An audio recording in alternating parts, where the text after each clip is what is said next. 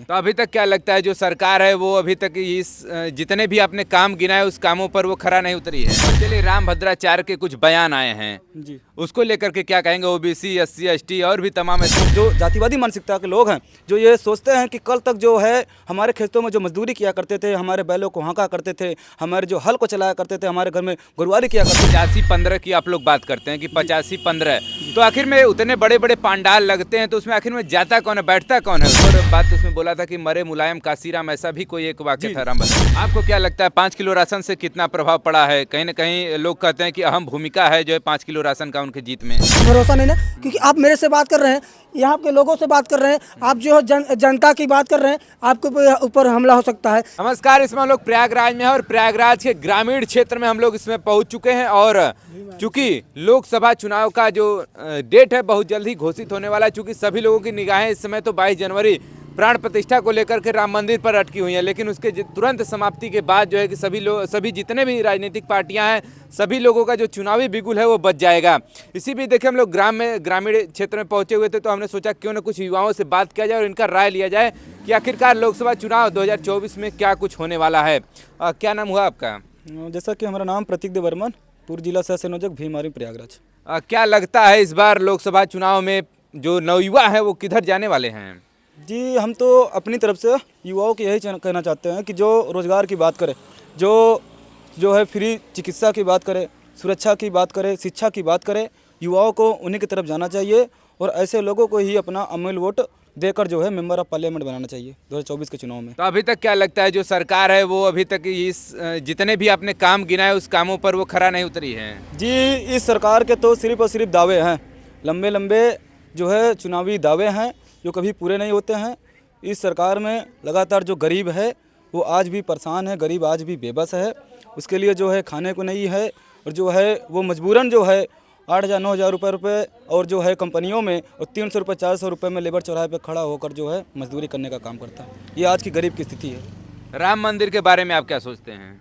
जी, इस देश में भारत का संविधान लागू है। हमारा देश जो है, हमारा संविधान और हमारा देश यूनिटी इन डाइवर्सिटी का प्रतीक है, अनेकता में एकता का। हमारे देश में अनेक जाति धर्म के लोग रहते हैं और हमारा देश ऐसा है कि सभी धर्मों को और हमारा संविधान सभी धर्मों को, सभी जातियों को एक साथ जोड़ कर रखता है और सभी को मान्यताओं को जो है अपनी प्राथमिकता देने का काम करता है। तो राम भद्राचार्य को लेकर के आपके क्या विचार हैं? जिस प्रकार उनके बयान आए हैं। तो सवाल पूरा कर ले राम मंदिर पे। तो जैसा कि हाँ, इस देश में आस्थाएं हैं लोगों की और बहुत सही बातें हैं और राम मंदिर बन रहा है। हम तो शुभकामनाएं हैं मेरी तरफ से कि राम मंदिर बनाइए और लगातार इसी तरीके से आप जो है लोगों को आप नए विश्वविद्यालयों को बनाइए, नए स्कूलों की स्थापना करिए, नए जो है फ्री हॉस्पिटलों को इस्टेब्लिश करिए, फ्री जो है हॉस्पिटलों को आप बनाइए और लोगों को रोजगार भी देने का काम करिए, तब तो देश का हमारा भला होगा। जी, चलिए राम भद्राचार्य के कुछ बयान आए हैं जी, उसको लेकर के क्या कहेंगे? ओबीसी एससी एसटी और भी तमाम ऐसे बयान है, आपने अगर सुना होगा समाचार के माध्यम से तो। जी, जैसा कि हमने राम भद्राचार्य जी का बयान सुना है, जैसा कि उन्हें कहा जाता है कि जगत का गुरु, तो हम तो पहले बहुत सम्मान करते थे उनका, लेकिन जब से उनका बयान सुने, जगत गुरु जो है नहीं कहना चाहिए हमारे हिसाब से, क्योंकि एक जो संत होता है ना वो सभी का सम्मान करता है। संत किसी एक जाति का, एक व्यक्ति का नहीं होता, संत सभी का होता है। लेकिन जो है उन्होंने जो ये बयान दिया कि जो है एससी एसटी ओबीसी का जो आरक्षण है वो खत्म होना चाहिए, नहीं तो इस देश में जो है खूनी संघर्ष होगा। आप जरा सोचिए कि आज़ादी से पहले इस देश में 100% आरक्षण, चाहे वो शिक्षा का हो, रोजगार का हो, देश के सभी रिसोर्सेज पे जो है आरक्षण, वो सिर्फ महज कुछ वर्ण के लोगों में था। जैसा कि जो वर्ण थे, कुछ ही वर्ण के लोगों के पास था जो है पढ़ाई लिखाई का काम, शिक्षा का जो है सारा आरक्षण था, 100% आरक्षण। लेकिन संविधान लागू होने के बाद जब जो है हम लोगों को आरक्षण मिला, मंडल कमीशन की रिपोर्ट लागू होने के बाद जब ओबीसी समाज को आरक्षण मिला और उस आरक्षण की बदौलत जब गरीब का व्यक्ति भी जो मेहनत मजदूरी करके जो है अपना जीवन यापन करता है, वो भी जब सरकारी नौकरियों में आने लगा, अच्छे पदों पर बैठने लगा, जो है वो भी जो है आरक्षित सीटों से चुनाव लड़कर जो है अपनी बात रखने विधानसभा लोकसभा में जाने लगा। तो जो मनवादी मानसिकता के लोग हैं, जो जातिवादी मानसिकता के लोग हैं, जो ये सोचते हैं कि कल तक जो है हमारे खेतों में जो मजदूरी किया करते थे, हमारे बैलों को हाँका करते थे, हमारे जो हल को चलाया करते थे, हमारे घर में गुरुवारी किया करते थे, वो आज जो है आरक्षण की बदौलत नौकरियों में आ रहे हैं, डीएम बन रहे हैं, जो है कमिश्नर बन रहे हैं और जो है आरक्षित सीट से चुनाव लड़कर जो है एमपी एमएलए बन रहे हैं। तो ऐसे लोगों के पेटों में दर्द हो रहा है और तब जाकर ऐसे लोग जो हैं अपने ऐसे जो है पंडालों में लोगों के बीच में ऐसे जो है जो है विवादित बयान देने का काम करे, लोगों को भड़काने का काम करे, ये पूर्णतः गलत है। इस देश में जो है हम लोग माननीय साहब कांशीराम को मानने वाले हैं। माननीय कांशीराम ने जो है एक नारा दिया कि जितनी जिसकी संख्या भारी उतनी उसकी हिस्सेदारी। इस देश में जो है हमारी हिस्सेदारी को छीना जा रहा है। हमारी जो है आज भी इस देश में ये जो इस देश का सबसे बड़ा तबका है ओबीसी जो समाज है, वो आज भी जो है अपने हक अधिकारों से पीछे है। आज भी उसके जो है नौकरियों में जो प्रतिनिधित्व है बराबरी का, उनको नहीं मिल पा रहा है। अच्छा, आज ये भी बताइए 85-15 की आप लोग बात करते हैं कि 85-15, तो आखिर में उतने बड़े बड़े पंडाल लगते हैं तो उसमें आखिर में जाता कौन है, बैठता कौन है उसमें? जी, उसमें तो सब ज़्यादा हमारे SC OBC के लोग हैं। और आपने यही बात की तो मैं कहना चाहता हूँ आपके चैनल के माध्यम से कि अभी नया विवादित बयान आया है कि जो है रामभद्राचार्य जी कहते हैं जो राम को नहीं भजता वो चारों वर्णों में चमार है। वो जो राम को नहीं भजता वो चारों वर्णों में चमार है। उसके बाद कह रहे हैं कि जो राम को भजता है वो उत्तम, जो चाम को भजता है वो नीच। तो कहीं ना कहीं इनके जो है पंडालों में, इनके कथाओं में सब ज़्यादा संख्या SC OBC के लोग होते हैं, जिनकी जो है आस्था भगवान से जुड़ी हैं, जिनकी आस्था जो है धर्म से जुड़ी हैं। और तब भी जो है ऐसे जातिवादी मानसिकता के जो है बाबा और रामभद्राचार्य जी, मैंने जातिवादी मानसिकता कहूँगा, और तब पर भी ऐसी जो है बयान दे रहे हैं। ये बिल्कुल जो है ये बयान बिल्कुल विवादित है और ये गलत है। मैं तो यही कहना चाहूँगा कि सरकार जल्द जल्द उनको गिरफ्तार करने का काम करें, क्योंकि बाबा साहब अम्बेडकर ने जब संविधान लिखा तो इस देश में जो है उन्होंने चमार शब्द का संविधान में उपयोग नहीं किया, उन्होंने अनुसूचित जाति का प्रयोग करने का काम किया। और जो इस देश का ट्राइबल है उनको जो है अनुसूचित जनजाति का जो है शब्द का प्रयोग करने का काम किया। और कहीं ना कहीं इसका उद्देश्य है कि इस देश में जाति खत्म हो, जातिवाद खत्म हो। लेकिन इस जैसे जो बाबा हैं वो आज भी जो है अपने कथाओं में जाति को बढ़ावा दे रहे हैं, जातिवाद को फैलाने का काम कर रहे हैं और जाति के नाम पर लोगों को आपस में लड़ाने का काम कर रहे हैं। आपके राष्ट्रीय अध्यक्ष जी से मतलब एक हमने और भी वीडियो सुना था, उन्होंने एक और बात उसमें बोला था कि मरे मुलायम काशीराम, ऐसा भी कोई एक वाक्य था रामभद्राचार्य। ये आप जरा सोचिए कि हमारी जो पार्टी है आजाद समाज पार्टी, उसका उपनाम कांशीराम है। हमारे राष्ट्रीय अध्यक्ष जी, वो हमारे पूरा बहुजन समाज, हमारी पूरी पार्टी माननीय साहब कांशीराम जी को जो है अपना मार्गदर्शक मानती है, अपना गुरु मानती है। हम उन्हीं दिखाव पे रास्ते पे चलने का काम कर रहे हैं। लेकिन ऐसे बाबाओं के द्वारा ऐसे नारे लगाए जा रहे हैं। और जो है मैं नहीं कहता, इन्हीं के धर्मों के आधार पर यह कहा जाता है कि आप जैसे जो है पहले जन्म में जैसे कार्य किए रहेंगे वैसे दूसरे जन्म में आपको परिणाम मिलेगा, फल मिलेगा। तो कहीं ना कहीं रामभद्राचार्य जी ने पिछले जन्म में ऐसे कुछ कार्य किए होंगे कि आज जो है इस जो है जन्म में उनकी दोनों आंखें जो है छीन गई हैं, वो जो है उनकी आंखें नहीं है। तो मैं उनसे यही कहना चाहता हूं कि इस तरीके के बयान न दें। यह जो देश है, मान्यवर साहब कांशीराम को हम अपना मसीहा मानते हैं, अपना जो है बहुजन समाज का नायक मानते हैं। मान्यवर साहब कांशीराम के जो है विचारों पर चलने वाले हैं। अगर उनके लिए और जो है गुलाम सिंह जी के लिए अगर ऐसे जो है नारे लगाए जाएंगे, ऐसे बयान दिए जाएंगे, तो ये जो बहुजन समाज है कतई बर्दाश्त नहीं करेगा। हम जो है सड़कों पर उतरने का काम करेंगे और ऐसे बाबाओं के जो है बयानों को जो है वापस लेने पर मजबूर करने का काम करेंगे और इलाज करने का काम करेंगे। चलिए, आपने सुना इनकी बातों को कि आखिर में काशीराम इनके मसीहा हैं। ऐसे शब्दों का जब उसके साथ प्रयोग किया जाएगा तो कहीं ना कहीं एक समाज आहत होगा।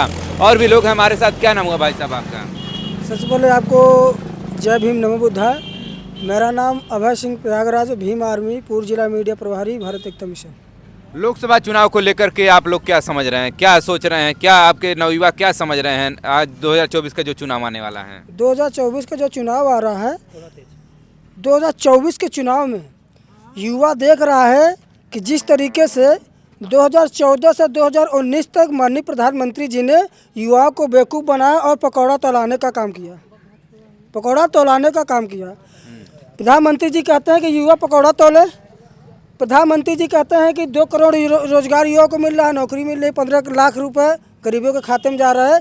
मैं तो नहीं जानता हूँ भाई कि मेरे खाते में आई है और ना किसी को खाते में आई है, ये देश की जनता जान रही है। तब पर भी तो बार बार जीत रहे हैं। तो अगर ये जीत रहे हैं तो ये इन्होंने हमारे समाज के हर एक तबके को फोड़ने का काम किया है, तभी तो आज प्रधानमंत्री बने बैठे हुए हैं। और हमारे समाज के लोगों को यह नहीं पता है, कि बाबा साहब अम्बेडकर ने जब संविधान बनाया तो उन्होंने कहा कि आप अपना उद्धार स्वयं कर सकते हैं। बाबा साहब अम्बेडकर ने कहा कि अपना उद्धार स्वयं कर सकते हैं। आप अपने एक वोट से अपना जो है अच्छा जनमत और अच्छा जनप्रतिनिधि विधानसभा और लोकसभा में भेजकर जो है अपना जो है क्या कहते हैं शिक्षा और रोजगार की अच्छी बातें जो है अपने बच्चों की पढ़ाई की बात कर सकते हैं। आपको क्या लगता है 5 किलो राशन से कितना प्रभाव पड़ा है? कहीं ना कहीं लोग कहते हैं कि अहम भूमिका है जो है 5 किलो राशन का उनकी जीत में। हाँ, जो आजकल हमारे जो है गांव की महिलाएं हैं, माता जी हैं, कुछ हैं, वो लोग कहती हैं माननीय प्रधानमंत्री जी ने बहुत अच्छा काम किया है। माननीय प्रधानमंत्री जी बहुत अच्छा काम किया है। उन्होंने जो है 5 किलो राशन देने का काम किया। जिस तरीके से 5 किलो राशन 80 करोड़ लोगों को मिल रहा है, वही 200 रुपये किलो सरसों का तेल मिल रहा है। तो बताइए 5 किलो राशन सस्ता पड़ रहा है कि 200 रुपये किलो तेल पर सस्ता पड़ रहा है। गैस जो 400 रुपये सिलेंडर गैस था, 400 रुपये गैस सिलेंडर था। माननीय जो है स्मृति ईरानी जी कैबिनेट मंत्री हैं केंद्र सरकार में, वो जब केंद्र में कांग्रेस की सरकार थी तो 400 रुपये गैस सिलेंडर जो है संसद भवन में लेके जो है अपने सर पे लेके घूमती थी। और आज जो है 1100 रुपये का सिलेंडर जो है, जब 1100 रुपये सिलेंडर हो गया 400 रुपये से, आज वो जो है माननीय मंत्री जी नहीं दिखाई दे रही हैं। अमेठी से सांसद है माननीय मंत्री जी। चलिए, मतलब राम मंदिर का निर्माण हो रहा है, तमाम कथावाचक भी वहाँ पर पहुँच रहे हैं, बहुत सारे बयान भी उनकी तरफ से दिए जा रहे हैं। आपके समाज के लिए भी, मतलब आपके क्या ओबीसी SC ST सबके लिए ऐसा बोला गया है, तो उस पर आप लोगों की क्या प्रतिक्रिया है? देखिए, राम मंदिर बनना है, अच्छी बात है, मैं शुभकामनाएं देता हूं। जिस तरीके से सारे लोगों को वहां पर बुलाया गया है और हमारी माननीय बहन जी को भी बुलाया गया है, अच्छी बात है। और मैं ये कहता चाहता हूं कि जो हमारे देश की राष्ट्रपति हैं माननीय द्रौपदी मुर्मू जी, उनको भी बुलाया जाए। उनको क्यों नहीं बुलाया जा रहा है? निमंत्रण मिल गया है, मिल गया, विवादों में आने के बाद निमंत्रण मिल गया, बहुत अच्छी बात। उनको शुभकामनाएं देता हूँ जो है। और पिछले मंथ में संसद भवन के नए संसद भवन का जो उद्घाटन हुआ, उसमें बाबा साहब अम्बेडकर की तस्वीरें नहीं लगाई गई और वहाँ पे राष्ट्रपति जी को नहीं बुलाया गया, उनकी तस्वीर को नहीं लगाया गया। जब ऐसा कार्य होता है तो भीम आर्मी का जो झंडा जब मजबूत होता है, ट्विटर हैशटैग चला जाता है। भीम आर्मी के चीफ, भीम आर्मी के जितने कार्यकर्ता हैं, वो लोग जब ट्विटर पर पोस्ट करते हैं, सोशल मीडिया पे आते हैं, तब माननीय मुख्यमंत्री जी, माननीय प्रधानमंत्री जी का और माननीय गृह मंत्री जी का आँख खुलता है, तब जाके वो उस पर अमल करके अपना काम करते हैं। लेकिन मेरी आस्था तो केवल भारतीय संविधान में है, इसलिए हम भारतीय संविधान को लेकर के घर घर में कलम और किताब भारतीय संविधान बांटेंगे हमारे। और संविधान की ही देन है कि जो इतना, मतलब इस प्रकार से जो समाज में हम लोग रह रहे हैं। हाँ, आपको बता दूं पत्रकार साहब जी, पिछले सत्र में 2022 में जब सरकार बनी जो है विधानसभा में बीजेपी की, तो उसके बाद जो है पत्रकारों को वहाँ से धक्का देकर भगाया गया। जो कि पत्रकार, जो मीडिया है, भारत की सबसे जो है लोकतंत्र की चौथी स्तंभ है और मीडिया को ही ख़त्म किया जा रहा है। आए दिन पत्रकार को मारा जा रहा है, आए दिन जो नेता को ख़त्म किया। मैं आपको बता दूं, पिछले साल जो है जून में जो है हमारे राष्ट्रीय अध्यक्ष को गोली चला दिया जा रहा है उनके ऊपर। तो ये क्या है? एक प्रकार से सरकार की मिली भगत है ना। सरकार को जो है जो है उनको सुरक्षा देनी चाहिए। सरकार को जो है राष्ट्रीय अध्यक्ष की सुरक्षा देना चाहिए। जैसे आप पत्रकार हैं, आपके ऊपर भी हमला होना चाहिए, हमला हो जाएगा, कभी भी कोई भरोसा नहीं ना, क्योंकि आप मेरे से बात कर रहे हैं, यहाँ के लोगों से बात कर रहे हैं, आप जो है जनता की बात कर रहे हैं, आपके ऊपर हमला हो सकता है। इसलिए अगर आपके ऊपर हमला होगा, आप एप्लीकेशन देंगे, आप हमारे जो है संगठन के, किसी भी संगठन के जो है भीम आर्मी के लोगों को अगर लेके जाएंगे, आप न्याय की बात करें तब आपको न्याय मिलेगा, उधर FIR की जाएगी। नहीं तो आप नहीं लड़ेंगे तो आपको जो है लड़ाई खत्म कर दी जाती है। ये सरकार की जो है दोहरी चरित्र है। चलिए, ये सब तो तमाम बातें हो गई। लोकसभा 2024 के चुनाव में जनता से क्या अपील करना चाहेंगे? देखिए, 2024 के चुनाव में मैं 5 साल बाद जो है चुनाव आता है और जनता को मैं बहुत बहुत हार्दिक शुभकामनाएं देता हूं। जनता से मेरा यही कहना है कि आप 5 किलो राशन जो है ले लीजिए, खा लीजिए, और जो वोट आपको देना है किसी अच्छे व्यक्ति को दे दीजिए। उस व्यक्ति को दीजिए वोट जो आपके लिए जेल जाए, जो आपके लिए लाठियाँ खाए, जो आपके लिए मार खाए, जो हमारी बहन बेटियों के लिए जो है बात करे। देखिए, इस देश में क्या है, बाबा साहब अम्बेडकर जी ने जब संविधान बनाया था, आरक्षण दिया था, तो केवल SC ST माइनॉरिटी के लिए नहीं दिया था। केवल जो हमारे समाज की, जो हमारे भारत की जो जर्नल बहन बेटियां हैं, ठाकुर हो गए, पंडित हो गई, उनके लिए भी तो बाबा साहब अम्बेडकर ने काम किया है। अब तो 10% उनके लिए भी मिल गया, उनके भी अच्छी बात है। लेकिन मैं चाहता हूं कि अगर वो संविधान की जो विरोध करते हैं तो उनको विरोध नहीं करना चाहिए और उसी संविधान की कॉन्स्टिट्यूशन पर चल के काम करना चाहिए। चलिए, देखिए, हमारे साथ यहाँ पर तमाम युवा जुड़े हुए थे। संविधान की बात करते हैं। संविधान ऐसे ही नहीं लिखा गया था। संविधान में कितने लोगों का अथक प्रयास के बाद संविधान का निर्माण होता है। उसके बाद जो अपना देश है संविधान के से ही चल रहा है। और बहुत सारे ऐसे लोग, हमारी अभी मुलाकात हुई थी एक बार संगम पे ही अभी, कि वो कह रहे थे कि नहीं वहाँ पर तिरंगा हटा करके भगवा को लहराना चाहिए। तो ये कहीं ना कहीं गलत है, क्योंकि संविधान को बनने में इतना समय लगा था। चलिए ऐसे ही और भी तमाम खबरों के लिए ग्राउंड रिपोर्टिंग से जुड़े रहेंगे। खबर देखने के लिए बहुत बहुत धन्यवाद।